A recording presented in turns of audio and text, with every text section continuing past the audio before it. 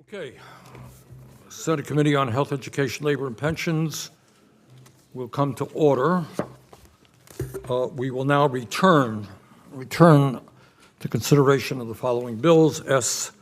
1067, Ensuring Timely Access to Generics Act of 2023, S. 1114, Expanding Access to Low-Cost Generics Act of 2023, S. 1214, the RARE Act, and S. 1339, the Pharmacy Benefit Management Reform Act. For the awareness of all senators and staff, we intend to roll all votes until the end. We will stay in touch with you and your staff with timing updates, and I am hopeful that we will begin voting before the first vote series on the floor. I am pleased to report, at least at last discussion, that Ranking Member Cassidy and I have reached an agreement on a set of ground rules for this markup. First, as all of you know, every member on this committee, of course, has a right to file amendments, had a right to file amendments to the bills that we have noticed by 8 p.m. last night. Now, there may be a senator who offers an amendment that I like or that Ranking Member Cassidy likes. But if we believe that an amendment is fatal to the bipartisan adoption of this package in committee or on the floor, we have agreed to table those amendments at this time. And let me be very clear, that does not mean that we will not, or I will not, work with you in the future to advance your legislation. This is not the last prescription drug markup that we will be having. Our job right now is to move this package out of committee, pass it with more than 60 votes in the Senate, and work with our colleagues in the House to get it signed into law. That is the mission.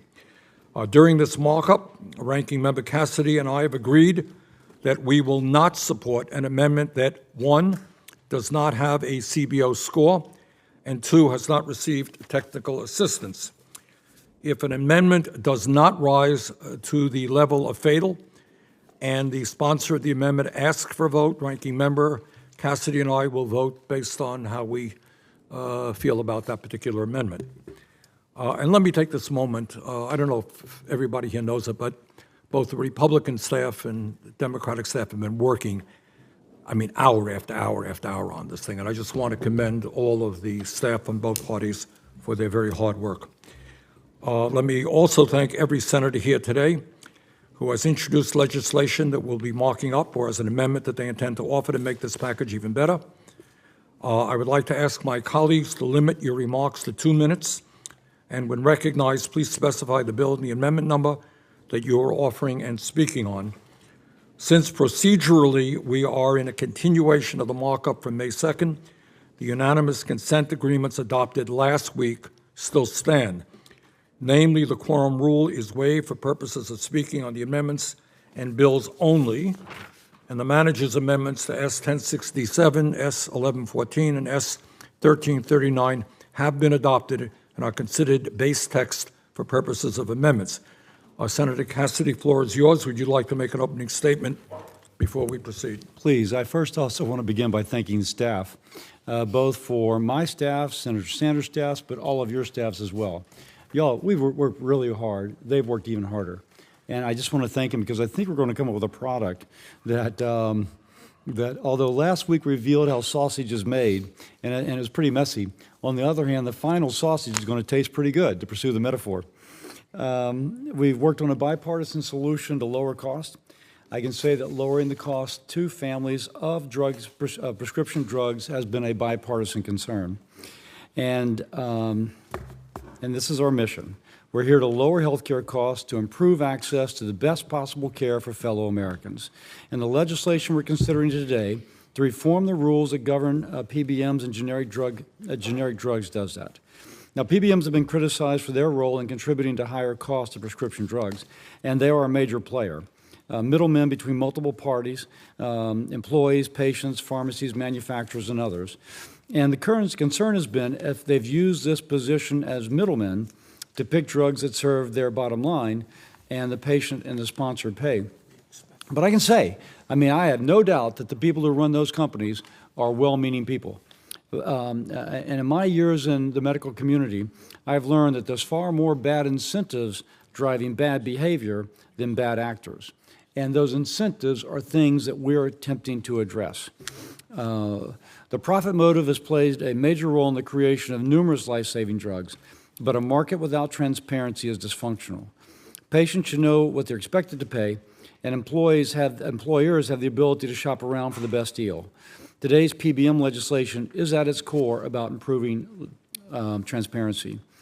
One thing that we haven't really talked about, but one of the provisions in here would actually have a cover sheet when you get a mortgage.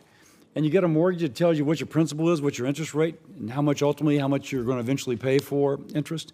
We have that kind of enabled here. So the small business that doesn't have the ability to afford a third-party auditor can look at that cover sheet and get a sense. I can compare this plan to that plan to that plan, just as I can compare a mortgage from this bank to that bank. A real shout out to Kevin Schulman, a Stanford MD who works on all this. It was his suggestion, and it's just an example of how Americans around the country have kind of taken an interest in this and pitched in to make our product better. And so we've got multiple drugs that are going to speed lower-cost generic drugs coming to market to prevent gamesmanship, to prevent abuse of the citizens petition process, to speed generic drugs to market by preventing the parking of 180-day exclusivity, and to change the orphan drug exclusivity to align with the scope of FDA approval, which would allow more drugs for rare diseases to come to market. You know, our colleague Angus King once said, there is no silver bullet when lowering the cost of prescription drugs, but there's silver buckshot. There is a lot of buckshot in this bill. And the solutions we consider today are examples of how we can lower drug prices without threatening the incentives to produce the life-saving drugs of the future. I thank Chair Sanders and the rest of you for collaboration, and I look forward to today's markup. Okay, thank you very much, Senator Cassidy. Okay, we will now restart consideration of the bills from the top as listed on the notice, which means we will start with S. 1067, the Ensuring Timely Access to Generics Act of 2023. Do any members wish to speak or offer an amendment to S. 1067? I don't see anybody. Okay. Thank you. That concludes consideration of S. 1067. We are on our way. We will now move to S. 1114, the Expanding Access to Low-Cost Generics Act of 2023. Do any members wish to speak or offer an amendment to S. 1114? Mr. Chair? Senator Hassan. Well, I want to thank you and the ranking member for your work on this important legislation and echo my thanks to the staff on both sides of the aisle. Mr. Chairman, to clarify where things stand on my amendments, last week I offered 3 amendments to S. 1214, the RARE Act. At the appropriate time, I will withdraw my previous 3 amendments from consideration on S. 1214. For consideration today, I will now offer Hassan Amendment Number 1 as modified to S. 1114. This amendment would incorporate my bipartisan bill with Senator Paul, the Increasing Transparency in Generic Drug Applications Act, into S. 1114, the Expanding Access to Low-Cost Generics Act. As I noted in last week's session, this amendment will help lower prescription drug prices and bring needed financial relief to patients by getting generics to the market faster. Delays in the launch of generic drugs deprive patients of significant savings that come with market competition, and our amendment will curb unnecessary delays by months or years. I'd like to thank my co-sponsors, Senator Paul, Braun, and Hickenlooper, for their continued partnership. I'd also like to thank the ranking member for his collaboration in reaching a strong bipartisan agreement on this legislation. We had differences in opinion, sat down with our teams, and reached an agreement to move this policy forward. Over the last week, we worked together to ensure that this bipartisan bill eliminates the guessing game around inactive ingredient amounts, while also adding protections to ensure that only generic manufacturers with an impending application can receive this information from the FDA. As a result, we are one step closer to bringing lower drug prices to patients and reducing the federal deficit by nearly $1 billion over 10 years. I thank the chair and ranking member for their support, and I urge my colleagues to support this amendment. I'll ask for a vote at the appropriate time. And with regard to the other two amendments, although I will not be offering other amendments, I'd like to briefly mention these two bills with Senator Braun that increase access to generic drugs, the Ensuring Access to Generic Medications Act and the Increasing Prescription Drug Competition Act. These bills would close two additional loopholes that manufacturers currently use to block generics from entering the market. I will not offer my amendments Hassan number 2 or number 3 today, but I am committed to working in a bipartisan manner to stop manufacturers from gaming the system. I look forward to continuing to work on this legislation with Senator Braun and the ranking member, and I will withdraw those amendments at the appropriate time. Thank you very much, Senator Hassan. Any other discussion on this amendment? Mr. Chairman. Senator Braun. So what we did yesterday, it was clear that there's a lot of room for improvement when it comes to transparency in everything about our current system, which looks so complicated. Don't know exactly what we distilled out of that conversation other than if you can't agree on transparency and competition, get rid of the barriers to entry, we're never going to make much progress. And I wish those two amendments would be brought forward and we would take a vote on it, but understand the mechanics of this business as well. But until we get transparency and we get competition, expect more of the same. Thank you. Senator Cassidy? Yeah. Let me thank Senators Hassan and Paul for their work on the policy. Let me thank Senator Kaine, because this is when last week things broke down and Kaine said, listen, we're losing votes for things that we could have more votes for. And I will say in this intervening week, we have worked to get this in a place where we can all be happy with. Putting in, from my perspective, putting in important safeguards on the sharing of proprietary information and to protect this new pathway from abuse. I think the bill strikes the right balance to help get lower-cost generic drugs to market faster. It prevents, and I thought Senator Paul put it very eloquent last week, but I'll rephrase it.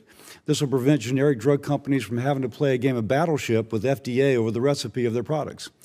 I understand that several of my Republican colleagues have expressed concerns. While I support this amendment, I do appreciate the members who have thoughtfully expressed their concerns. On Hassan's 2 and 3, I again thank Senator Hassan and Senator Braun and others for their work. But as we have worked towards this, it didn't seem as if this was quite ready to go. And so I appreciate their work to increase generic competition and to strike the right balance. But as I said, we just could not quite get there through the technical process. Thank you, Senator Cassidy. Further discussion? Let me just say that I support, I concur with Senator Cassidy. I think where we are today is in a better place, actually, than where we were last week. I support the Hassan-Paul amendment, and I thank both of them for their hard work. This amendment would help bring low-cost generics to patients faster. It would allow FDA to share information that generic manufacturers need about how the inactive ingredients in their drugs compared to brand name medicines. CBO estimates that this bill would save taxpayers $968 million. I urge a yes vote on this amendment. Okay.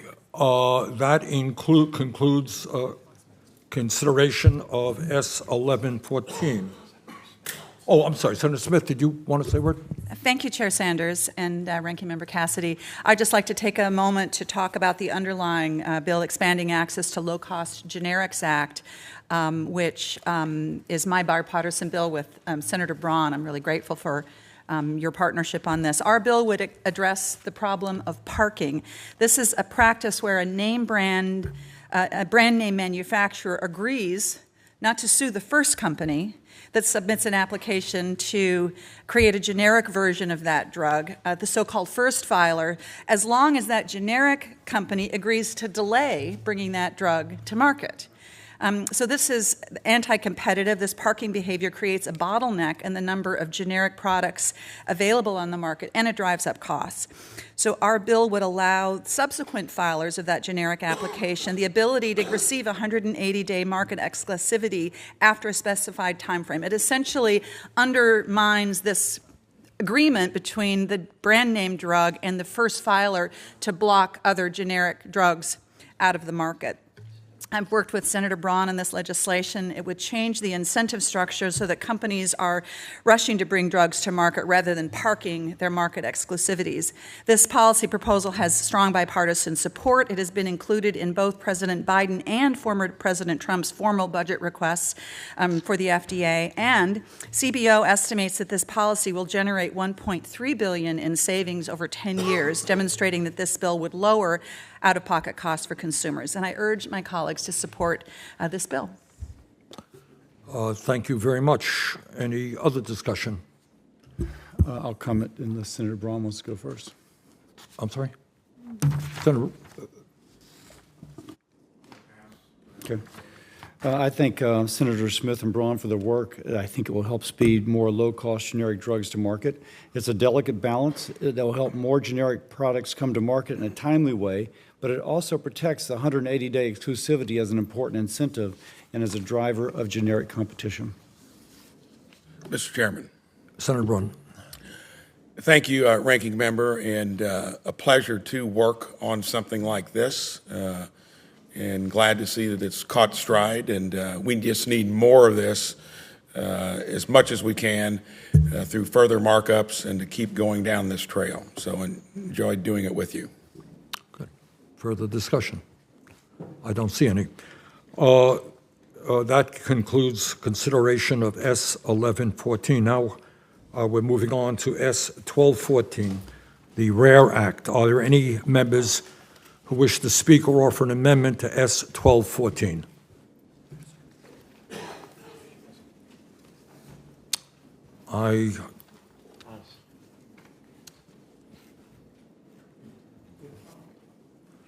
Mr. Chair. Senator Hassan. Thank you. I just wanted to formally withdraw Hassan number 2 and Hassan number 3 from S1214.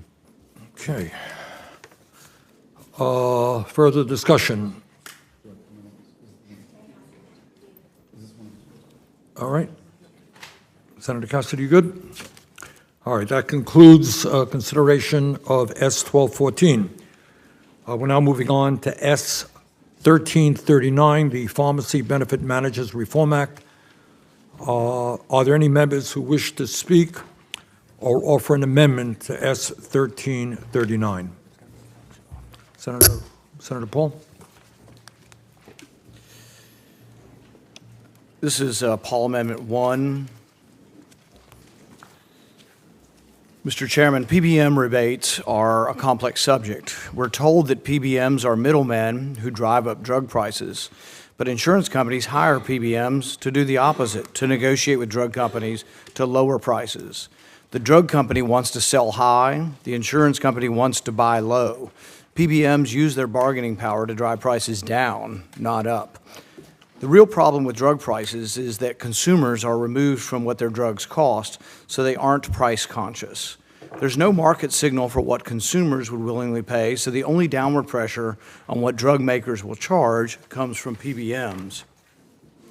This bill bans spread pricing, which small businesses and startups often choose because the PBMs take on the additional risk for themselves. The big three PBMs have a diversified business model, but some smaller PBMs depend on spread pricing for over 90% of their business. Banning these contracts may actually put smaller PBMs out of business and make the big three bigger. So instead of punishing or restricting the big PBMs, you may actually be making them stronger with this legislation. So maybe we should ask, who is this bill supposed to help?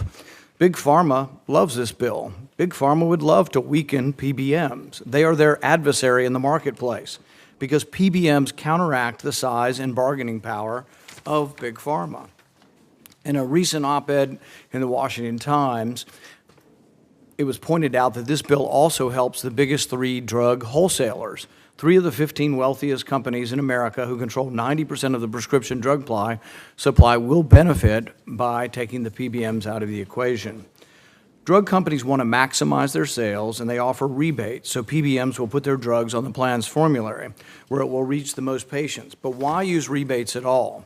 Why not offer the discounts up front as they once were? The reason is a Depression-era antitrust law called Robinson-Patman, which makes it illegal for anyone who sells commodities to offer different prices based on who they are selling to. The FTC hasn't really enforced this law in 40 years, but since it's on the books, it still affects the market behavior. In 1994, this changed dramatically with a lawsuit. A group of pharmacies filed a class action suit under Robinson-Patman against the big drug companies for not giving the pharmacies the same discounts that they gave to HMOs. HMOs got the discounts because they could influence which doctors prescribe and influence behavior. As part of the settlement, the drug companies were allowed to offer discounts, but only retroactively after a buyer showed the ability to move market share. That's how we got the rebate system. The rebate system isn't a function of the marketplace, it's a function of this lawsuit and this antitrust law. That's why we have this bizarre, opaque thing that everybody complains about. So instead of removing the primary cause, we want to add regulations to this, which will further complicate it and may have unintended consequences. I say let's remove the primary cause. Could I have unanimous consent to have one more minute? I won't speak anymore on this. Go ahead. Go. So why is the pharmaceutical industry now trying to get rid of rebates? Well, if we eliminate rebates but keep Robinson-Patman in place, the PBMs will basically be disarmed. They will have less power and less leverage against the drug companies. Drug companies will point to the risk of antitrust lawsuits as an excuse not to offer upfront discounts.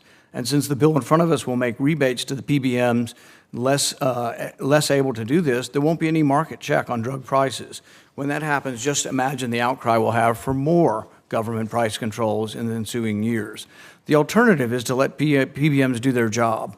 There are plenty of ways they could do it without rebates, but only if Congress repeals Robinson-Patman first. That's what my amendment would do, to repeal the first cause of all of this mess, of all of the rebate system, which is the Robinson-Patman Act. Okay, thank you, Senator Paul. Let me just jump in and say Senator Paul raises some interesting issues, which I look forward to dealing with in the future. Unfortunately, Senator Paul's amendment would repeal, as he just mentioned, the Robinson-Patman Act of 1936, which is a federal antitrust law intended to prevent price discrimination. We have consulted with a parliamentarian, and it is my determination that this amendment lies in the Judiciary Committee's jurisdiction and would be in violation of Rule 15 of the standing rules of the Senate. Accordingly, I rule it out of order. So, Mr. Chairman, that means you will not be allowing a vote? It's not within the jurisdiction of the committee. But that's your ruling is that there will not be a vote allowed? Correct. Okay, but it is an issue that I look forward to working with you on. Further discussion. Mr. Chairman, Senator Romney. I call up Romney Amendment number 2. As you know, this legislation prohibits spread price contracting. My amendment would preserve the option for employers to consider spread price contracts, but would require PBMs to also present a plan sponsor with at least one non-spread price contract. A vast majority of small and middle-sized employers prefer spread price contracting because it's lower cost and more certainty for them. That's why they choose it. Making that illegal is not going to help small or mid-sized businesses. Our understanding as well is that the majority of unions also prefer spread price contracting. So my amendment allows spread price contracting to be offered to employers and unions, but it also says that the PBM has to provide a non-spread price option as well. I would note that when infused with transparency that this amendment provides, spread pricing will provide employers predictability, risk mitigation, and encourage broader access to low-cost generics. Prohibiting spread pricing will not save sponsors money. The CBO reported that this amendment, by the way, does not add or reduce the deficit. Instead, it could well result in PBMs increasing the amount of service fees. So as a result, I am very much in favor of allowing, if you will, consenting entities, unions, employers, and PBMs to enter into the contracts they think provide them the lowest cost and the greatest degree of certainty. At the same time, insisting on more transparency such that the entities will see an option which is a non-spread pricing option and will be able to choose between them. Thank you, Mr. Chairman. Thank you, Senator Romney. Further discussion? Is Senator, I'm sorry. When you're ready. Okay. This amendment, Senator Romney's amendment, would create an exception to the PBM bill's ban on spread pricing. I'm concerned that this amendment would allow PBMs to continue to profit by charging employers and plans more for a drug than they pay the pharmacy. Under the agreement that I made with Ranking Member Cassidy, at the appropriate time, I will make a motion to table this amendment. Senator Cassidy. I understand Senator Romney's concern, and we want to be mindful, absolutely, of the plan sponsors. But when we speak to the employers, we don't get the same impression that they're supportive of this, or that they're even aware that spread pricing is part of their contract.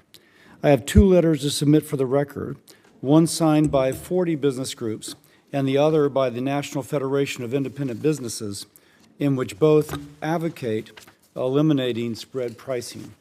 Now, on a kind of different note, though, philosophically understand where you're coming from, and we, I'm told, did work with your staff to try and get it into a place where technically it could work, and that was difficult to do. It was just, we could not do it prior to this hearing. So that said, I will join in opposing the amendment. Further discussion? Yes, Mr. Chairman, I would note that we spoke with the NFIB, and they are not, in fact, supportive of a full ban on spread pricing. They support limitations on spread pricing, which is precisely what my amendment does. There's no question, but the entities would like to be able to have a choice. And that's what my amendment does, which is allow spread pricing to exist for those that want it, but they must also be given an option of a non-spread pricing alternative. So it gives them exactly what this bill wants to do. It gives them transparency and a non-spread pricing alternative. But if they, and by the way, talk to unions. Unions want spread pricing because they want the certainty that spread pricing provides. And it is lower cost for them than the alternative. So banning spread pricing is going to increase costs for many small businesses, not all, and for many unions. So why not let them, again, why not let consenting entities decide what's the best contract for them, instead of having us as government step in and say, you can't contract the way you want to. What I'm saying is, you can contract the way you want to, but the PBM has to give you at least one alternative, which is not spread pricing. So you get to make the comparison. Senator Paul. I think Senator Romney makes a great point, and we need to realize people are all consumed with, we want to lower prices, and we all do, but realize what this bill does. This bill takes away choices. So there is a choice in the marketplace between spread pricing and pass-through. Every company has it. You're going to take this choice away, and he's exactly right. Some labor unions actually like this choice and choose this. Some small businesses do. In fact, the PBMs compete on this model. The smaller PBMs absorb more risk and offer a cheaper product, which is the spread pricing. Small businesses choose it on price, and the smaller PBMs do it to try to take away market share from the bigger PBMs. So what this bill should be called is the consolidation of the PBM market to enhance the monopolization of the PBM trade, because that may be what happens here. So I don't think we're being thoughtful on this. It's why we should probably vote this down completely and start over and have a discussion over the next year how we could lower prices, because this, in all likelihood, is going to have the opposite effect by banning something. But the ultimate thing it does here is it bans choice. And if I may, Senator Cassidy. I think we're being incredibly thoughtful. The Express Script testimony said in their demonstration projects that when they did non-spread pricing but directly fee-based, that they actually lowered costs for the plan sponsor. This idea was first brought to me by a smaller PBM, who, and I think I quoted their fee yesterday, which is a lower fee than the spread pricing, which has been documented to be both in the Part D, and which I'm told is, although this has not been researched, in the commercial market. I will again go back to this letter in which the 40 different business groups say that most companies are not aware that they are even getting a contract with spread pricing. And lastly, on the part of thoughtfulness, if you look at the fully insured market, the two are integrated. The PBM is integrated with the overall insurance plan. It's vertically integrated. So by increasing the cost of drugs, the overall plan is able to manipulate their medical loss ratio so as to kind of constrict it. So there's different ways in which that integrated PBM and insurance company arbitrage these drug prices to otherwise increase price for increased price. You don't have to believe me. When Express Scripts talked about it, they talked about how when they did not use express pricing, there was a 3.5% decrease in overall drug costs. That was their testimony. Further discussion on Romney number 2? Okay, moving on. Senator Baldwin. Thank you, Mr. Chairman. First, procedurally, I would like to withdraw Baldwin Amendment 1 to S 1339 and offer Baldwin Amendment 1 as modified. The Fair Drug Pricing Act, which I have introduced with Senator Braun, passed out of this committee as an amendment back in 2019 with bipartisan support, and I look forward to the same outcome later today. As I stated last week, our amendment would require drug companies to provide a transparency and justification report 30 days before raising the price of a drug by more than 10% in a single year or more than 25% over a 3-year period. The text before us, as it's being distributed today, improves upon the work that we did back in 2019 and incorporates technical assistance from Health and Human Services and the Food and Drug Administration. According to the Congressional Budget Office, the Fair Drug Pricing Act would not impact the deficit.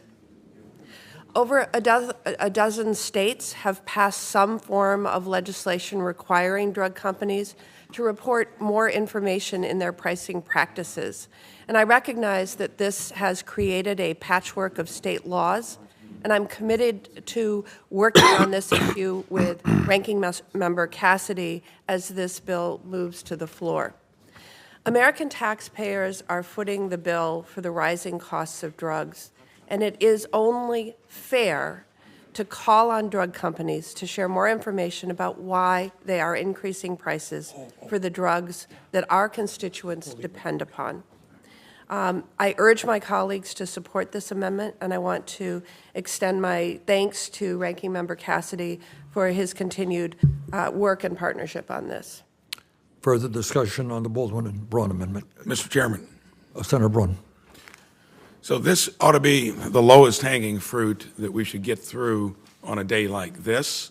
I won't repeat what the senator has said, but I would hope that all Republicans and Democrats on this committee would vote for something that is simple as this. It's about transparency. We need more of it. We found that out yesterday. Urge everyone to vote for it here later on. Thank you. Further discussion? Senator Cassidy. I want to thank Senator Baldwin for continuing to work with me on this amendment. An important point of reference in this conversation is that at least 18 states have enacted varying laws on drug price transparency reporting requirements. Red states, blue states, my home state of Louisiana, have acted in the absence of Congress legislating on this issue. However, if we enact Senator Baldwin's legislation, it would establish a federal reporting requirement that may conflict with the numerous other reporting requirements that already exist today. That would be hard to comply with and result in patients not getting the clearest information. I am not opposed to a federal reporting requirement for drug price transparency with the appropriate guardrails, but we should make sure that there isn't an unnecessary administrative burden that could have the unintended consequence of driving up compliance costs that are ultimately passed to the patient. I'd like to ask Senator Baldwin if she would agree to continue to work with me to see if we can find a way forward on preempting the patchwork of state laws and look to streamline the drug transparency reporting requirement before this reaches the Senate floor. As I proffered in my statement just a moment ago, I look forward to working with you on the issue of a path forward on the various states who have enacted transparency and justification reports, and believe that our track record already in looking at this bill and this amendment and resolving issues should give us encouragement that we'll be able to do that by the time it reaches the floor. I thank Senator Baldwin. Look forward to continuing to work together. With this agreement, I plan to support Baldwin number 1 when we proceed to votes later this morning. Senator Paul? I have Paul amendment. Oh, I'm sorry, Rand. Let me just say a word on this one. I support Senator Baldwin's amendment, and I thank her for agreeing to modify it. This amendment is simple, straightforward. It will require pharmaceutical companies to disclose research and development costs, profits, and marketing expenses whenever they substantially increase the price of prescription drugs. According to a report from the U.S. Department of Health and Human Services, the pharmaceutical industry increased the price of more than 1,200 prescription drugs July 2021 to July 2022.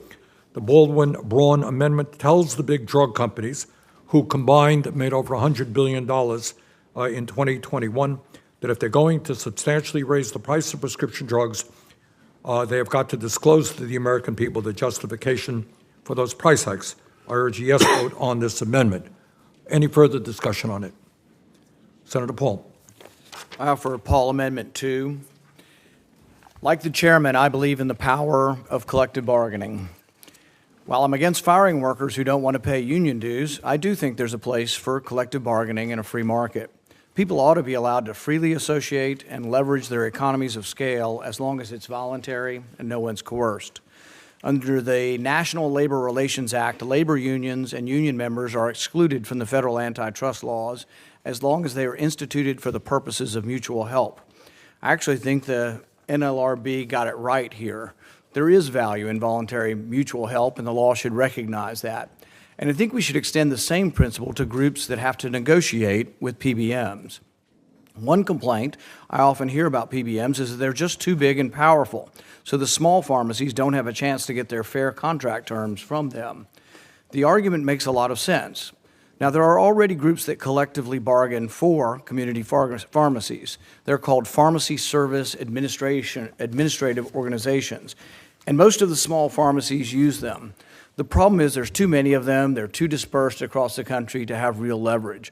Over 80% of the community pharmacies use PSAOs, but every state in the union has at least 3 of them, and some have 8 or 9. When you compare that to the PBM market, where the PBMs account for over 230 million lives, it's easy to see the imbalance in the negotiation. My amendment would fix this problem by extending the same antitrust treatment that currently applies to labor unions, also to pharmacies, hospitals, and healthcare professionals. Any combination of these groups could band together and bargain collectively on the private market without fear of antitrust prosecution, as long as their combined book value is smaller than the PBM they're negotiating with. This amendment is modeled on a bill that passed the House of Representatives by a vote of 276 to 136 at the end of the Clinton administration. The chairman at that time, when in the House, was actually a supporter of this. The original bill only applied to healthcare professionals, so pharmacies would be added to it. But I think given the problems of our community pharmacists and many of our rural hospitals are facing with negotiating with PBMs, they deserve to be included as well. As a physician, I say if physicians deserve this kind of protection, don't pharmacists deserve it also? I ask for your support. Thank you. Let me just say this again. I understand that Senator Paul is offering this amendment in order to empower independent pharmacies to negotiate together against PBMs and get better rates. He would do this by amending our nation's antitrust laws. We have consulted with the parliamentarian, and it is my determination that this amendment lies in the Judiciary Committee's jurisdiction and would be in violation of Rule 15 of the standing rules of the Senate. Accordingly, I rule it out of order. Mr. Chairman, Senator Paul. I understand the chairman's prerogative and the power to rule this out of order. The chairman also has the power to rule it in order and allow a vote on it. To have a debate over such a grand issue and silo off the different possible reforms and say, oh, we're going to fix it by not fixing the primary problem because that's in another committee's jurisdiction, I think isn't a rational way to approach these problems. And in the end, you may well get the unintended consequences of thinking you're doing something to the marketplace while not fixing first causes and ultimately making the situation worse. Thank you. Thank you. Further discussion? Okay, are there other amendments? Mr. Chairman. Mr. Chairman, We had Mr. Chairman. Senator, who? Senator Markey. Thank you, Mr. Chairman. Mr. Chairman, first I'd like to offer Markey Amendment Number 1, which is co-led by my colleagues Senator Braun and Marshall. On March 29th, the FDA announced that the nasal spray naloxone, Narcan, would be available over the counter to help save people from opioid overdoses. It's a major and life-saving development, but the challenge remains that Narcan can only save lives if people can afford it. This amendment requires a GAO study on affordability and access of all forms of Narcan available by prescription and over-the-counter. The opioid epidemic is ravaging every community in the country with no regard to state lines or income levels, and today we are taking major steps forward to ensure life-saving medication is affordable and accessible for all Americans. This study will ensure that we continue that work, so I thank Senators Braun and Marshall and the majority and minority staff for their work on this amendment, and I urge its adoption. Thank you. Further discussion on the Markey, Braun, Marshall? Mr. Chairman, Senator Marshall. I support this amendment and glad to partner with Senators Markey and Braun in introducing it. Fentanyl is currently the most dangerous drug threatening and facing Americans, and fatal overdoses are the fastest growing cause of death from adolescents to young adults. The CDC recently published an analysis finding a 182% increase in illicit fentanyl overdose deaths among 10 to 19-year-olds between 2019 and 21. Counterfeit prescription pills were present in nearly 25% of those deaths. All across Kansas, doctors, EMS personnel, sheriff, police have used it as a critical tool to prevent fatal overdose. In fact, they tell me it's being used dozens of times every day. They'll need Narcan to be accessible and affordable. I was proud to see the FDA step up to make Narcan more widely available over the counter, and we've been calling on the industry and agencies to do that for several years. This is new territory we're entering here, and I think this GAO report will fill in some of the gaps we're missing on access and affordability and where coverage comes in.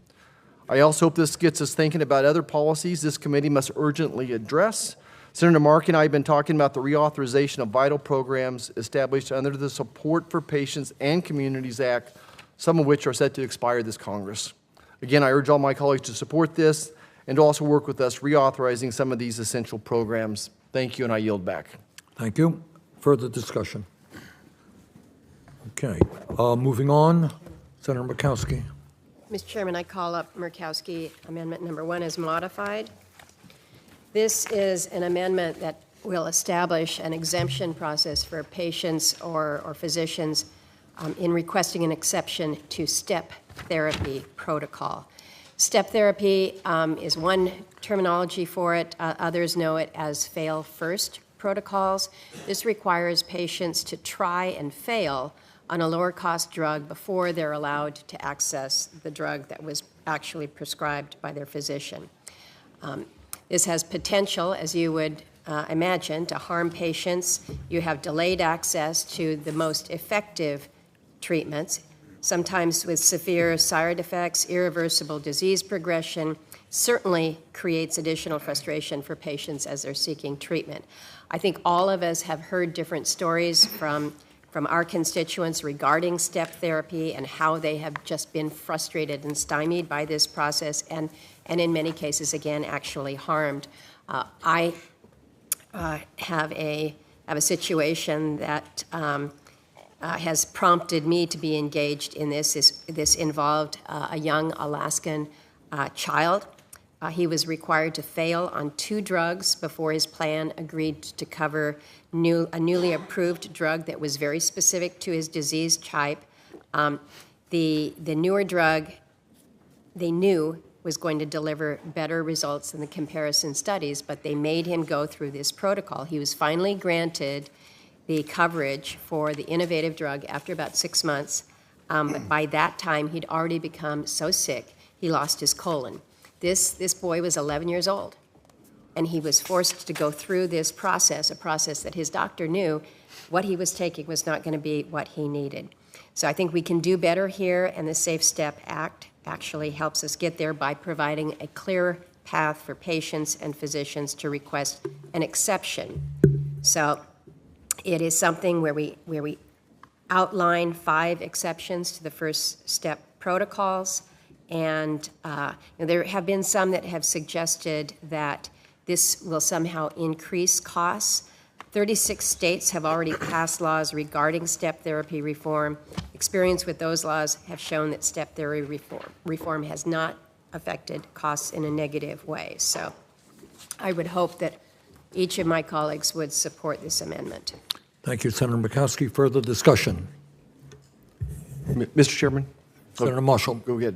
Well, I want to thank Senator Murkowski for leading on this. Literally just got off the phone with a Zoom conference of people in the rheumatology industry. Hundreds of people on the phone. Each one of them could tell dozens of stories of the impact of this same situation. What it's like to have traveled to 20 different doctors, finally found a medication that worked, and then suddenly you have someone that's never seen a patient with rheumatoid arthritis telling you you need to try something else first. This is long overdue. Like prior authorization, it's an important utilization management tool in our current fee-for-service world, but aspects of it do not make sense. In fact, it can be quite cruel. Throughout my career, I fought for patients to have access to the medication that would work best for them.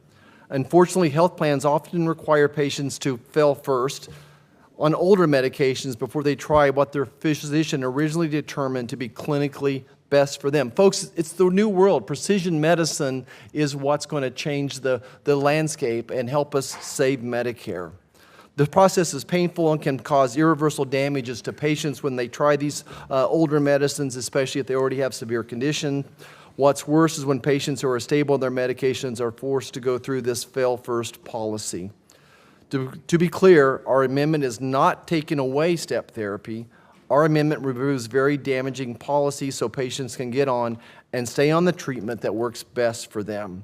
Certainly want to thank the group of senators leading this, Senator Murkowski, Hassan, Cassidy, Rosen, and others for all their tireless efforts. And I want to shout out to my friends on the other side of the Capitol here, Congress members Brad Winstrup, Raul Ruiz, Marinette Miller-Meeks, also for leading the charge over there. Thank you, and on behalf of all the patients this impacts, I yield back. And Mr. Thank you, Chair? Senator Marshall. Senator Hassan. I just want to again thank Senator Murkowski for her leadership as Democratic co-sponsor here. This is a really important step, and I want to thank Senator Marshall as well. And just note that we all have constituents who this impacts. It impacts their health, as has been described. I will also just say it really impacts their capacity to earn a living sometimes, too. Yeah. In addition to their health, if they're not on the right medication, everything from staying home to make sure that you don't have a seizure at work while you're trying the less effective medicine, to not being able to work at all because your health never gets to where it needs to be. This is a really important provision to protect patients, and I'm really grateful to my co-sponsors. Further discussion? Senator Cassidy. I'll be brief, but I'll echo Senator Marshall. Thank Senator Murkowski. Representing doctors and patients, particularly patients. I think this is a very good bill. And I'll also point out that there's enough savings in this legislation that it covers the cost of the legislation. So we wish to be fiscally responsible, and we cover this cost. Thank you. Further discussion? Senator Murkowski's amendment would make life-saving prescription drugs more accessible to patients by making exceptions to step therapy in which patients must try one drug before they can try another more expensive drug. I want to thank Senator Murkowski for working with the committee to refine the language of the amendment, and I appreciate her willingness to continue to discuss additional changes. No patient should experience delays in getting the medicine they need to stay healthy and lead productive lives. I will support this amendment. Further discussion? Senator Cassidy? I'd like to call up on his behalf Mullen Amendment 1 to S 1339. This would require group health plans and health insurance and issuers to make available to patients and providers health claims, network, and cost information to mobile applications through application program and interfaces, APIs. Senators Mullen and Senator Murray filed an amendment of S 1339 requiring commercial insurance plans to make claims data available to patients and providers via APIs. The CMS and ONC rules are requiring plans to share this claims data was an important step in giving patients access to their own health information and leveraging modern health tools so the patient could compare prices and move seamlessly between insurance plans. Expanding this requirement to commercial plans ensures no one is left out from controlling their own health decisions. I'm pleased to support this amendment. Further discussion on Mullen Amendment Number 1, Mullen-Murray Amendment. Okay, let's move on. Mr. Chairman. Let me get to the Democratic side. Are there any amendments here? Okay. Senator Braun? You got Markey. Oh, Senator Markey, sorry. Thank you, Mr. Chairman. Now I'd like to offer Markey number 2, which is co-led by my colleagues, Senators Marshall and Kane. This amendment aims to solve a problem referred to as gag clauses employed by pharmacy benefit managers. And that sounds complex, but it's really pretty simple. A gag clause is yet another way that the healthcare industry limits information to patients about how much their health care costs. Our amendment promotes transparency so that patients can make more informed decisions about their care by giving them access to more data about the medical care they receive and the drugs that they use. So to explain it just a little bit more, health insurers provide patients with something called a consumer decision support tool, an online database they can use to compare costs and make decisions about their health care. So when a patient is wondering what their copay will be or how much a generic drug will cost versus the name brand, they often use these consumer decision support tools. But some PBMs include provisions in their contracts with health insurance companies that prohibit insurance companies from sharing pricing information in these customer decision support tools. This action is referred to as a gag clause.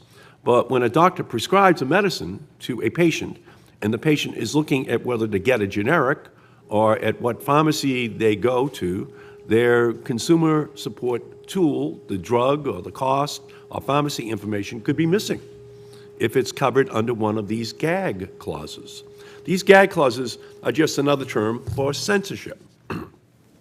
This amendment will solve this problem by banning inclusion of these so-called gag clauses in contracts with health insurance companies. It shines a spotlight on the healthcare and pharmaceutical industry to improve transparency and guarantee that patients have all the information they need to make decisions about their health care.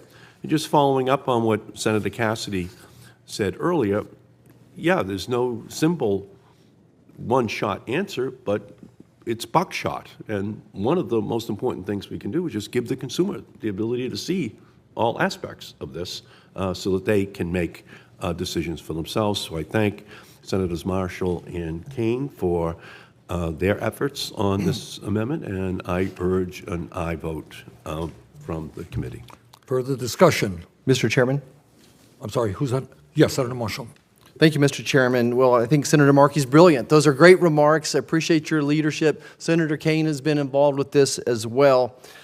I certainly want to pledge my support to this. Originally, it came in as Senate Bill 1374, the Patient Right to Shop Act, a bill we introduced along Senators Markey, Senators Grassley, and Senator Kane. In the 21st century, we should expect customers to have accurate information about their prescription drug benefits to make informed decisions. I'll give you an example. The Kansas State Benefits Health Plan produced nearly $67 million in savings for state employees. Other studies have shown that patients will switch to a lower-cost suggestion and increase their medication adherence. For something so successful, why isn't it everywhere? Well, I'll give you the answer. It's because PBMs continue to game the system by having anti-competitive and anti-consumer clauses in their contracts with health plans. Our amendment promotes consumer choice, it promotes innovation, and increases transparency by prohibiting blocking clauses. This builds on a law that we championed in 2018 with Senators Collins, Cassidy, and Stabenow, and others that banned pharmacy gag clauses. I appreciate the committee leadership and staff. I think it's a good time for me just to stop and recognize the staff here, Mr. Chairman. I've never been part of a situation where I thought our staff worked so hard, worked together, shared the same common goal. Your staff, your committee staff, ranking member staff as well, so thank you. We're very privileged to be involved with this process. It's not perfect, but this amendment will make it better.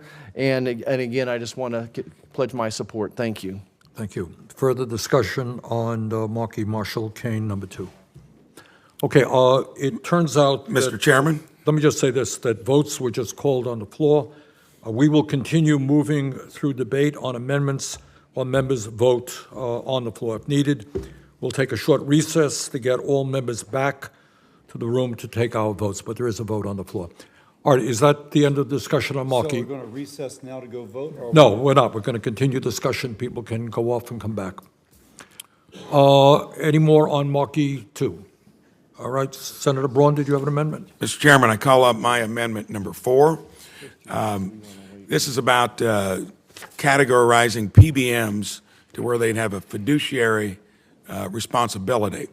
I know that there's discussion that we're not quite ready for that, so this is very simple, and I think there should be full support for this. I would request that the Secretary of Labor conduct a study on the fiduciary duties of pharmacy benefit managers. I'm offering this as a compromise to having a vote on it in and of itself. This would simply, again, just instruct the Department of Labor to conduct a study so if we know that it makes sense. And I would urge my colleagues to vote in favor of it, and I hope the chair and ranking member would be for this common sense compromise as well. Further discussion on the Braun amendment? I want to thank Senator Braun for offering this amendment. Number 4. It's important for PBMs to act in the best interest of the people they claim to serve. We need to carefully target legislation about how to make PBMs fiduciaries, and this report can inform us about the best path forward. I urge my colleagues to support this amendment. Okay, Democratic side. We got all the Democratic. All right, we've got all the Democratic amendments, Republican amendments. Mr. Chairman, Senator Marshall. I would like to pull up Marshall Amendment number 3, PBMs as consultants. Mr. Chair, I'd like to offer this amendment co-leading with Senator Braun. The lack of transparency in the pharmacy supply chain is one of the largest drivers of prescription drug costs. I've learned that employers who provide health coverage to more than half of the United States population struggle to deliver comprehensive, affordable pharmacy benefits to their workers. This is because employers do not have the information needed to compare across different PBM service providers and adequately reassess the reasonableness of PBM compensation, which is their duty under ERISA. Our legislation requires PBMs to disclose information on prescription drugs spending by the plan and its beneficiaries, as well as rebates, discounts, and other remuneration received by the plan. It does not include any requirement that PBMs disclose how they'll be compensated. That's because PBMs already have to disclose their compensation to the plan sponsor. This was in the Lower Healthcare Costs Act, which was signed into law in December 2020 omnibus. But several of the largest PBMs have taken the position they are not subject to these requirements and are not complying. This amendment provides an easy solution to the problem by clarifying that PBMs are covered service providers under current law. It will ensure PBMs disclose compensation they receive directly and indirectly for the services they provide the health plan. I ask all my members to support this important amendment to reassert our congressional intent and shed light on the PBM's businesses practices. I yield back. Further discussion on Marshall Braun is modified. Okay, I support Senator Marshall's amendment, and I want to thank her for working with the committee to refine the amendment. This amendment is intended to encourage reporting by PBMs on direct or indirect compensation they receive to employers and therefore make the system more transparent. I urge a yes vote on this amendment. Further amendments? Further amendments? Mr. Chair? Senator Marshall again, okay? Yeah, thank you, Mr. Chair. I want to pull up Marshall Amendment number 1 on delinking. I'd like to bring Amendment number 1. I'm co-leading with Senators Kane and Braun, and we've also been joined by Senators Tester and Capito on the standalone bill. Thanks to years of hearings, we now know that certain PBMs are greedy actors in the drug supply chain. They're some of the largest companies, as we learned yesterday, 3 of the top 12, and dwarf every other company in the healthcare industry with their insurance arm, pharmacies, clinics, and GPOs. So I would ask anybody, what is their value? They're middlemen who process claims. They don't make a single product. They don't make a patient better. They don't create miracle cures or breakthrough therapies or treat people with cancer. Congress is allowing PBMs to get compensated by charging fees assessed on the percent of the cost of medicine. These are perverse incentives that favor medicines with higher list prices. It means higher costs for patients at the pharmacy counter. It also means patients have fewer and higher cost choices when PBMs discriminate generic or lower price brand competitors. Based on the testimonies we heard yesterday, we know PBMs aren't telling the whole truth. They hide behind their market control, their vertical integration, and shell games. Our amendment delinks administrative fees paid to PBMs from the price of medicines and puts patients over profits. I, again, appreciate the work of this committee and so many of my colleagues for their work to rein in these abusive tactics. But this is it. We don't have more years of hearings. It's time to act. We don't need form another committee and pray about it. Delinking is the heart of the issue. You want to fix how insulin biosimilars get excluded from the formularies? Here it is.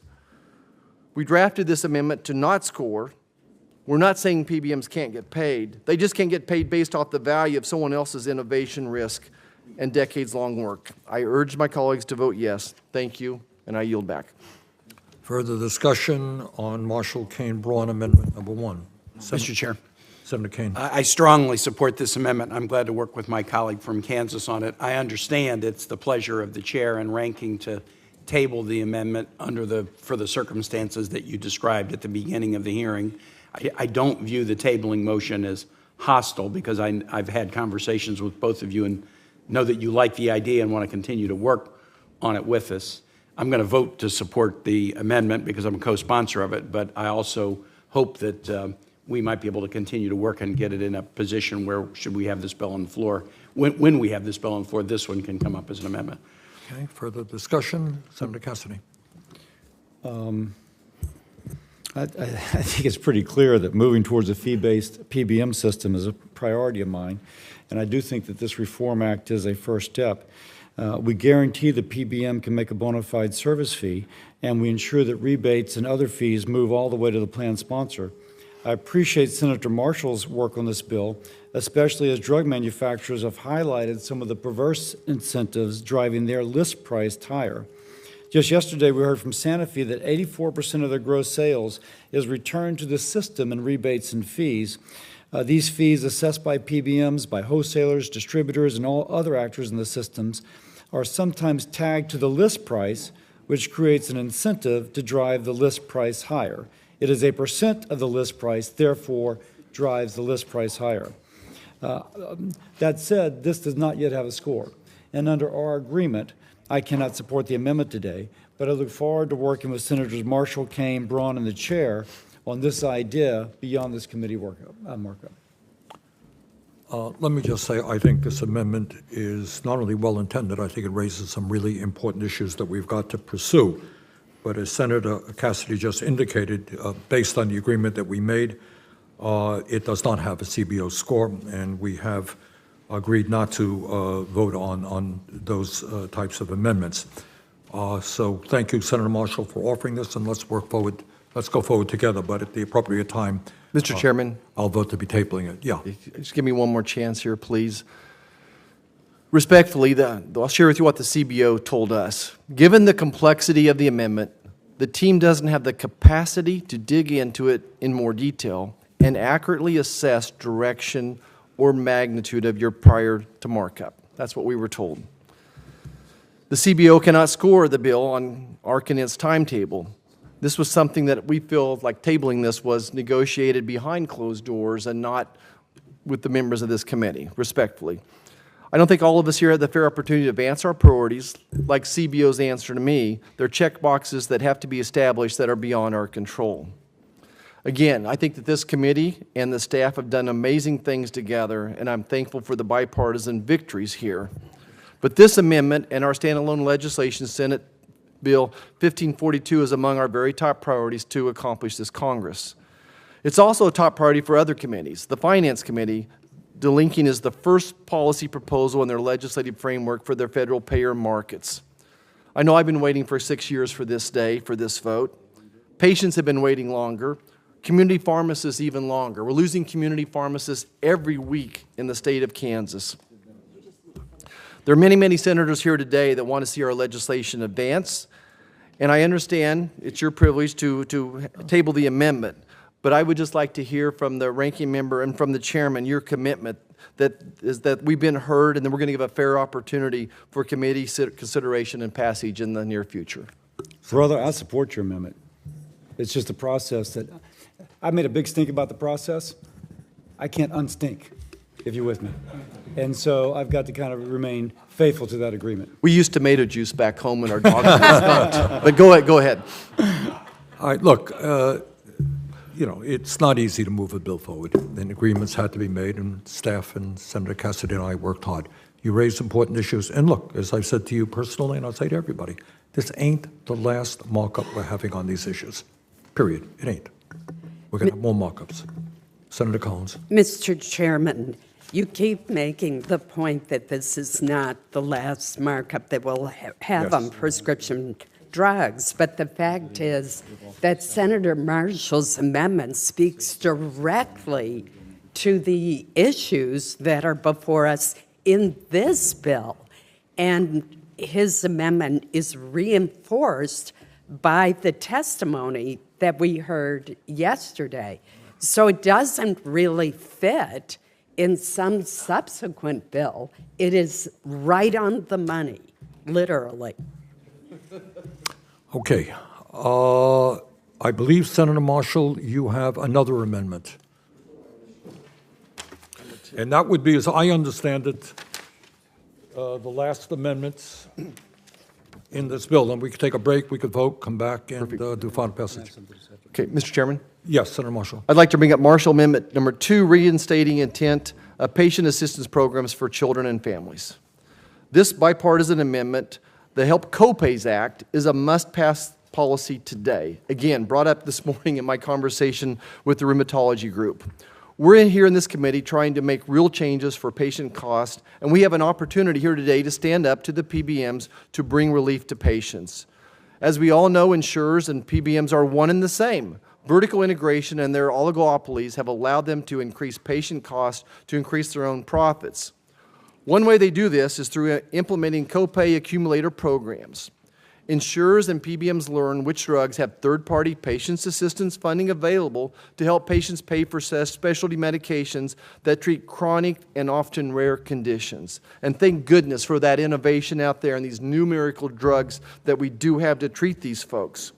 When a patient goes to the pharmacy to purchase the medicine their doctor prescribed, they may use the patient assistance funding to help them afford the medication. But unfortunately, the PBMs tell the insurers that the patient used this money, and the insurers won't let it count towards the patient's deductibles and out-of-pocket costs. So insurers and PBMs profit off the assistance meant to help patients, all while making patients pay higher out-of-pocket costs through increased deductibles and co-insurance. This amendment will still allow accumulator programs on medicines if there's a generic alternative. This is a critical lifeline that helps ensure our low-income patients and patients in need of financial assistance can get the medicines they need. This amendment will take this money back from the PBMs and allow the assistance to apply to patients to deductibles, a common-sense approach.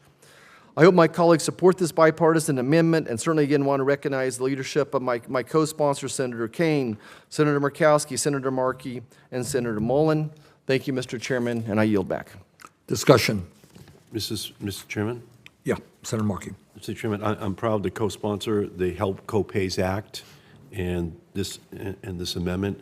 Ultimately, the status quo policy leaves patients shouldering the costs that insurers are hoping to avoid and pass off through premiums, and patients with chronic illnesses like cystic fibrosis are disproportionately affected. That is unacceptable, and that's why I'm glad to be working with Senators Marshall and Kane on this bill and the amendment. And while we have some details to work through, I appreciate the concerns of the chairman and the ranking member. I do worry that a lot of patients out there who have so much on the line right now to see this markup as an opportunity to get things done. And so we appreciate the understanding between the chairman and the ranking member, but I want to continue to partner with Senator Marshall to ensure that we find a mechanism to give these protections to consumers. I think it's very, very important, and I thank Senator Marshall for doing that. Further discussion? I thank Senator Marshall for offering this amendment. Unfortunately, I cannot support this amendment at this time. I strongly support the goal, obviously, of making medicines affordable, but I'm concerned that this legislation could have serious unintended consequences. It also does not have, as we've discussed before, a CBO score. Under the agreement that I made with the ranking member, Senator Cassidy, I will make a motion to table this amendment. All right, Senator Cassidy. I ask unanimous consent to enter into the record an article from two well-respected attorneys on the FDA bar, providing more detail about the due process concerns with the Citizens Petitions Bill. However, I want to note on balance, I support the bill and the efforts of this committee to help address gamesmanship in the petition process. Then next, I'd like to specify for the record that Braun and Marshall amendments are as modified. So just to also specify that. Thank you. Okay. Mr. Chairman? Yes. Could I make a suggestion? Since we have two votes, would it make sense to convene in the president's room to do the final votes rather than coming back here? What do people think? Yeah. Make sense? Totally. All right, that's fine with me. All right, hold it. It's 11:20 now. 11:30. What do you think? What time do you think? 11:30 in the president's room. All right, 11:30 in the president's room. Just a second, let me make the point. If we have the final vote at the Senate side, it's not televised or recorded. Is that correct? We'll reserve it. All right, we're going to try to reserve the president's room, obviously. But did you hear my concern? No, I didn't. That if we have it there, then it will not be televised, nor will it be recorded, which is, I gather, important. Meet back here at 11:30. But I don't know that we're going to. All right. All right. Then, if that's the case, sorry. I think it's a good idea. But so let's meet back here. We're not going to make it at 11:30.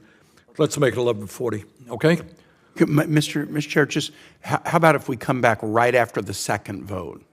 Because let's go over and vote on vote one and then vote on vote two and come back. Because if we come right back and then the second vote starts, then we'll be pulled. Where were we now? Is the first vote almost complete? Yeah, the first vote has been open for 20 minutes. So if we go over and do both votes, but you think it's going to take. All right, but the problem is sometimes these votes go on forever, as you know, Tim. Okay, all right. All right, 11:40, good? All right. Thank you. We'll be back here at 11:40. Thank you.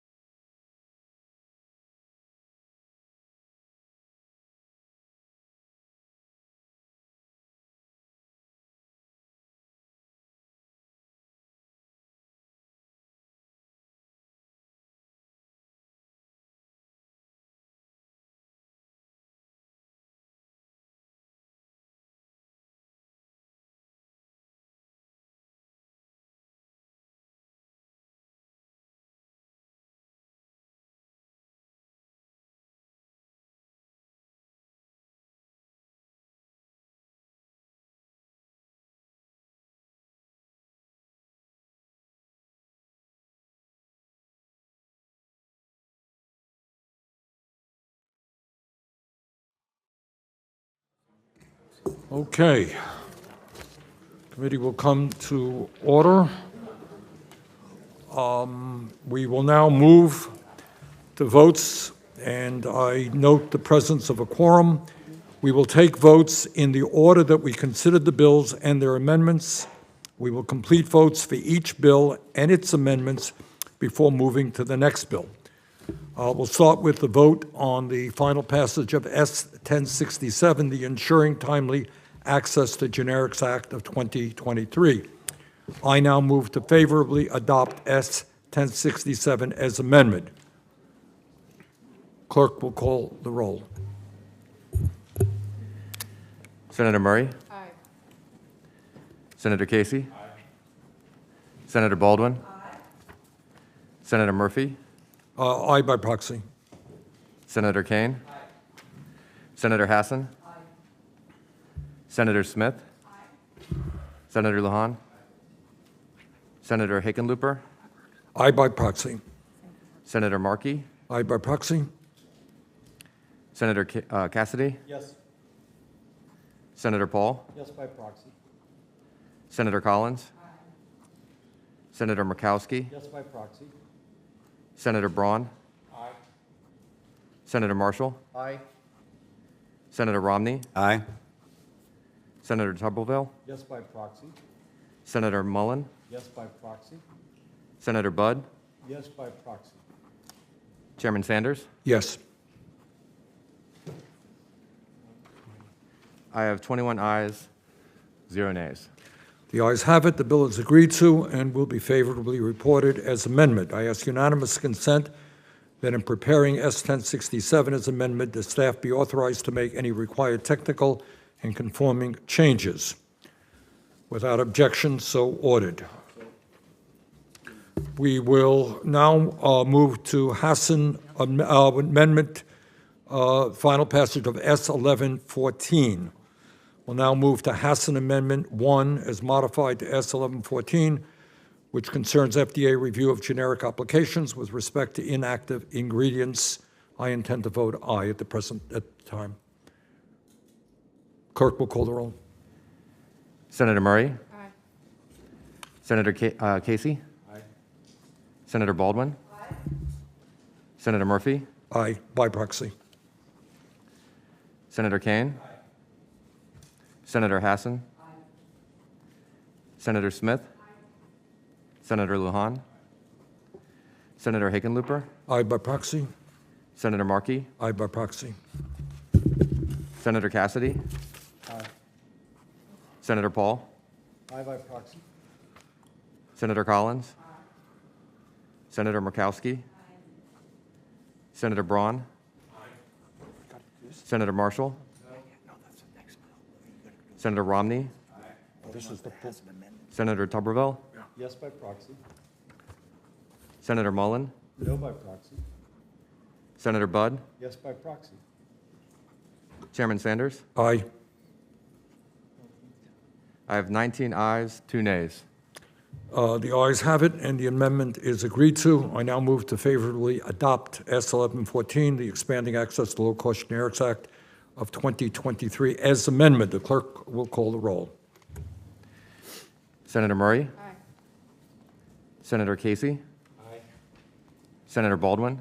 Aye. Senator Murphy? Aye by proxy. Senator Kane? Aye. Senator Hassan? Aye. Senator Smith? Aye. Senator Lujan? Senator Hickenlooper? Aye by proxy. Senator Markey? Aye by proxy. Senator Cassidy? Yes. Senator Paul? Yes, by proxy. Senator Collins? Aye. Senator Murkowski? Aye. Senator Braun? Aye. Senator Marshall? Aye. Senator Romney? Aye. Senator Tuberville? Yes, by proxy. Senator Mullen? No, by proxy. Senator Budd? Yes, by proxy. Chairman Sanders? Yes. I have 20 ayes, 1 nay. The ayes have it. The bill is agreed to and will be favorably reported as amendment. amended. I ask unanimous consent that in preparing S 1114 as amendment, the staff be authorized to make any required technical and conforming changes. Without objection, so ordered. We now move to favorably adopt S 1214, the RARE Act. The clerk will call the roll. Senator Murray? Aye. Senator Casey? Aye. Senator Baldwin? Aye. Senator Murphy? Aye by proxy. Senator Kane? Aye. Senator Hassan? Aye. Senator Smith? Aye. Senator Lujan? Aye. Senator Hickenlooper? Aye by proxy. Senator Markey? Aye by proxy. Senator Cassidy? Yes. Senator Paul? Yes by proxy. Senator Collins? Aye. Senator Murkowski? Senator Braun? Aye. Senator Marshall? Aye. Senator Romney? Aye. Senator Tuberville? Yes by proxy. Senator Mullen? Yes by proxy. Senator Budd? Yes by proxy. Chairman Sanders? Yes. I have 21 ayes, 0 nays. We're now moving to final passage of S 1214. Oh, I'm sorry. The ayes have it. The bill is agreed to and will be favorably reported. I ask unanimous consent that in preparing S 1214, the staff will be authorized to make any required technical and conforming changes without objection, so ordered.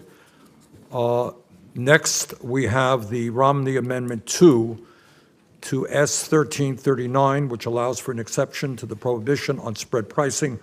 I move to table this amendment, and I will vote yes. The clerk will call the roll. Mr. Chairman? Yes. We received a CBO score, got the TA, all the TA involvement. Why it's being tabled, it's directly relevant to this bill.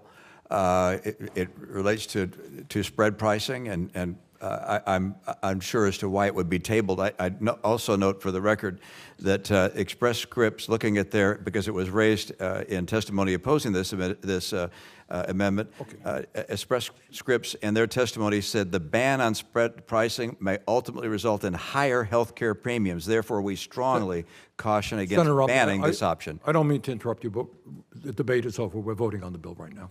I understand, that's but I had something to say, and as a senator, Okay. I'm entitled to that right. You said it. Okay.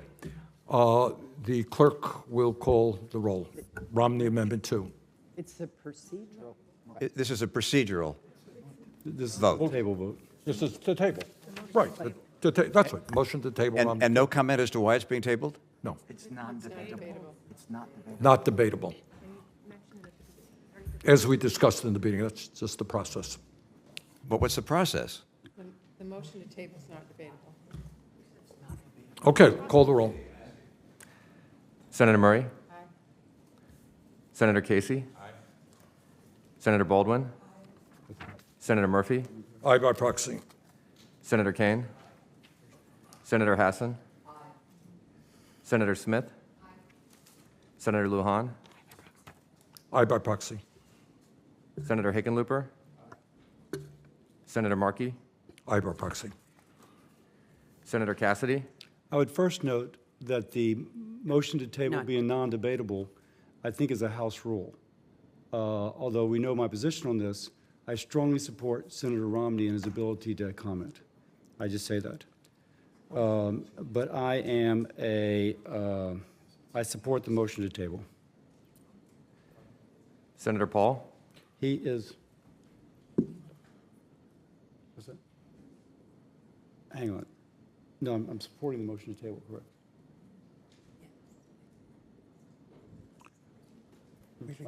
Yeah. Yeah, we don't believe it's a House rule. We think it was like not a rule, if I was unclear on that. Sorry. Senator Paul? Paul is a no. Senator Collins? No. Senator Murkowski? Aye. Senator Braun? No. Senator Marshall? No. Senator Romney? No. Senator Tuberville? Yes, by proxy. Senator Mullen, No by proxy. Senator Budd, Yes by proxy. Chairman Sanders. Yes. I have 15 ayes, 6 nays. The ayes have it, and the motion is agreed to. Next, we have the Baldwin Amendment 1 as modified to S 1339. Excuse me, could I have unanimous consent? Wait, my staff is telling me that I was looking at something incorrectly. These were the votes on the amendment. We did not have votes for the senators you just read on the motion to table. So you talk about, well, Paul is a no on the motions tabling, to table. but Tuberville Tuberville, is Mullen, and silent. Budd are all silent, so they are not voting on that. Clerk, do you have that new information? Just tell them again. It is Tuberville, Mullen, and Budd are silent on the motion to table. I'm sorry, Budd is a no on the motion to table. And this, As it will not affect the outcome of the vote. as it will not affect the outcome of the vote, without objection. Mr. Chairman, Senator Collins. may I ask a procedural question for clarity? It was my understanding that the chairman was going to move to table any amendment that did not have a CBO score or TA. And from what I just heard from Senator Romney, he has both. Could you clarify? You obviously have the right to table for any reason, and I'm not challenging that, and I realize that a motion to table is not debatable.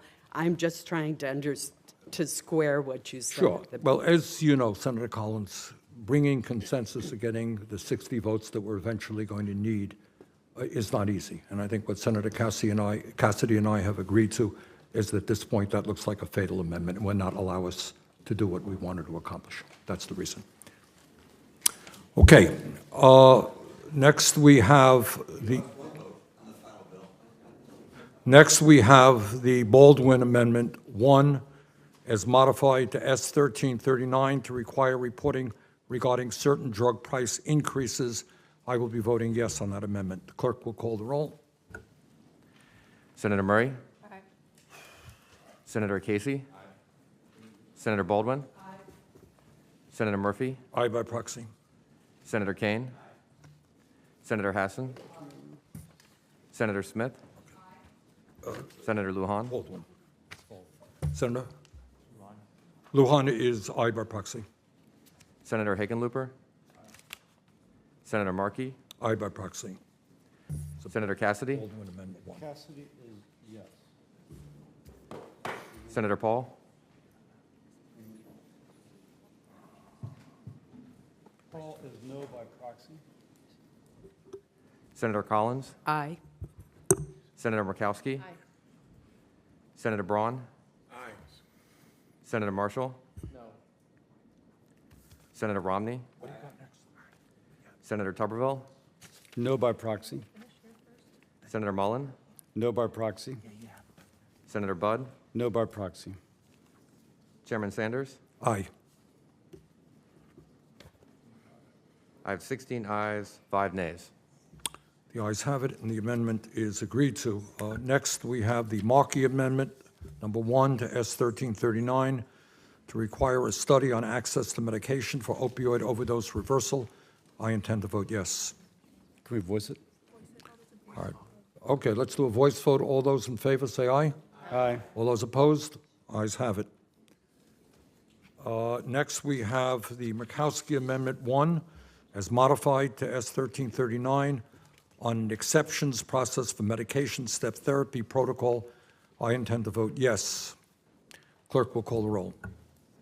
Senator Murray? Aye. Senator Casey? Senator Baldwin? Senator Murphy? Aye by proxy. Aye by proxy, yeah. Senator Kane? Senator Hassan? Senator Smith? Senator Lujan? Aye by proxy. Senator Hickenlooper? Senator Markey? Aye by proxy. Senator Cassidy? Yes. Senator Paul? No by proxy. Senator Collins, Aye. Senator Murkowski, Senator Braun, Senator Marshall, Senator Romney, Senator Tuberville, Yes by proxy. Senator Mullen, Yes by proxy. Senator Budd, Yes by proxy. Chairman Sanders. Aye. I have 20 ayes, 1 nay. The ayes have it, and the amendment is agreed to. Next, we have the Mullen Amendment Number 1 to S 1339, offered by Mr. Cassidy, related to application programming interfaces. I intend to vote yes. Clerk will call the roll. Mullen one as modified. As modified? Yeah, this amendment is modified. Senator Murray. Senator Casey. Senator Baldwin. Senator Murphy. Aye by proxy. Senator Kane. Senator Hassan. Senator Smith. Senator Lujan. Aye by proxy. Senator Hickenlooper. Senator Markey. Aye by proxy. Senator Cassidy. Aye. Senator Paul. No by proxy. Senator Collins. Aye. Senator Murkowski. Senator Braun. Senator Marshall. Senator Romney. Senator Tuberville. Yes by proxy. Senator Mullen. Yes by proxy. Senator Budd. Yes by proxy. Chairman Sanders. Aye. I have 20 ayes, 1 nay. The ayes have it, and the amendment is agreed to. Next, we have Markey Amendment 2 to S 1339, related to consumer access to drug pricing information. I intend to vote yes. Clerk will call the roll. This could be a voice vote, I think. All right. All those in favor say aye. Aye. All those opposed? Ayes have it. Good. Next, we have Braun Amendment 4 is modified to S 1339, requiring the Secretary of Labor to conduct a study on imposing fiduciary duties on PBMs. I intend to vote yes. Clerk will call the roll. Senator Murray. Senator Casey. Senator Baldwin. Senator Murphy. Aye by proxy. Senator Kane. Senator Hassan. Senator Smith. Senator Lujan. Aye by proxy. Senator Hickenlooper. Senator Markey. Aye by proxy. Senator Cassidy. Yes. Senator Paul. Yes by proxy. Senator Collins. Aye. Senator Murkowski. Aye. Senator Braun. Senator Marshall. Senator Romney. Senator Tuberville. Yes by proxy. Senator Mullen. Yes by proxy. Senator Budd. Yes by proxy. Chairman Sanders. Yes. I have 21 ayes, 0 nays. Ayes have it, and the amendment is agreed to. Next, we have Marshall Amendment 3 as modified to S 1339 on disclosure requirements for PBMs and third-party administrators. I intend to vote yes. Voice vote. I think we can do a voice vote on this. All those in favor, please say Well, yes. I have to say that Senator Paul, who's not here by proxy, would be a no. Okay. So I feel obliged to say that we should have a roll call on this. Okay, let's do a roll call vote. Senator Murray. I'm okay with that. All right. Senator Paul is recorded as a no. All those in favor say aye. Aye. The ayes have it. Thank you. All right. I think we're up to final passage. We're now up to final passage of S 1339. I now move to favorably adopt S 1339, the Pharmacy Benefit Management Reform Act, as amended. I intend to vote yes. The clerk will call the roll. No, we're not. Senator Murray. Senator Casey. Senator Baldwin. Senator Murphy. Aye by proxy. Senator Kane. Senator Hassan. Senator Smith. Senator Lujan. Aye by proxy. Senator Hickenlooper. Senator Markey. Aye by proxy. Senator Cassidy. Yes. Senator Paul, No by proxy. Senator Collins, Aye. Senator Murkowski, Aye. Senator Braun. Aye. Senator Marshall. Senator Romney. Senator Tuberville, No by proxy. Senator Mullen, Yes by proxy. Senator Budd, Yes by proxy. Chairman Sanders. Aye. I have 18 ayes, 3 nays. The ayes have it. The bill is agreed to and will be favorably reported as amended. I ask unanimous consent that preparing S. 1339 as amended, the staff be authorized to make any required technical and conforming changes without objection, so ordered. That concludes our business today, and I want to thank everybody, and especially the staff, for their very hard work. Committee stands adjourned.